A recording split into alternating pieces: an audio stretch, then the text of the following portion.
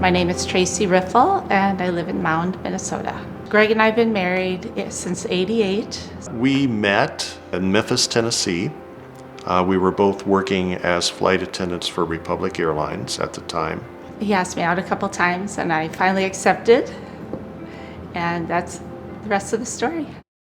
We both came down with COVID in early November, and although we were both vaccinated, I am immunosuppressed because of an autoimmune disease I have. It was a really difficult time because I'm not a doctor, I'm not a nurse. I don't know how to treat a COVID patient. And unfortunately, Tracy did get worse. So at about 8:30 one night, he drove me to Ridgeview ER. And that's how it began.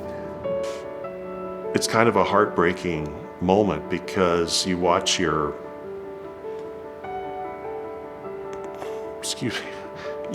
partner get wheeled away and you don't know what's going to happen next. I don't think I realized how sick I was when I got there. I was in the ER for about a day and a half. I went from ER after a day and a half up to ICU. That day that she went to the ICU was the hardest. I could tell just by looking at her eyes that she was afraid. And she reached out as I was leaving. She reached out and grabbed my hand and asked me if she was gonna die. And I said, no, you are not going to die. You're in good hands and you're where you're supposed to be right now, and they're gonna take really good care of you.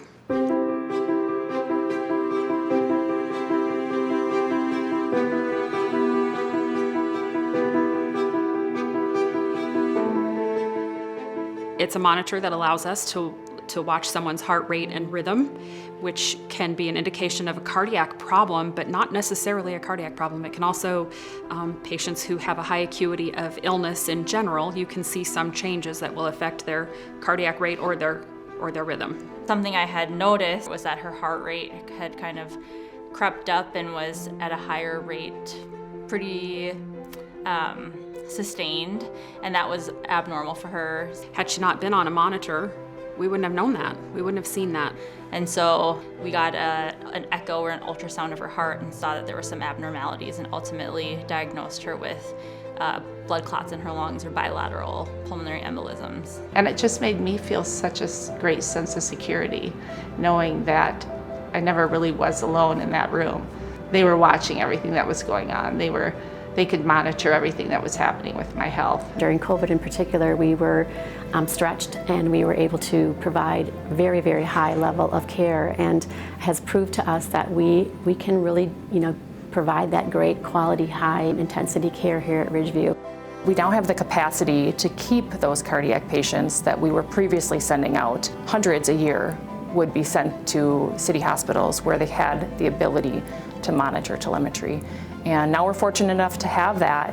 And with the expansion of telemetry services, that allows us to expand that to a total of 54 telemetry cardiac monitored beds.